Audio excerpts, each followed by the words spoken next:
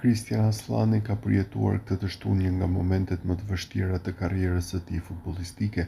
Nga një anë ishte gëzimi mes fushorit shqiptar që luati në një finale të Champions League, por në tjetrën ishte zhgënjimi i humbjes historike 5-0 përballë Paris Saint-Germain. 2 ditë pas asaj finale, Aslani ka mbërritur në grumbullimin e kombëtares shqiptare për të nisur punën me kuqezinë të dje pas dite për ndeshjet e kualifikueseve të Botrorit 2026. Futbollisti ka qenë ndër të fundit që ka dalë në fushën stërvitore dhe aty nisi duke takuar fillimisht me radhë të gjithë shokët e skuadrës, të cilët e përshëndetën përzemërsisht, por dhe duke mos shmangur batutat si në rastin e Ismailit. I fundit ishte trajneri Silvinho, me të cilin mesfushori shkoi të takohej duke shkëmbyer disa fjalë para se t'i bashkohej përsëri grupit të lojtarëve për ushtrimet.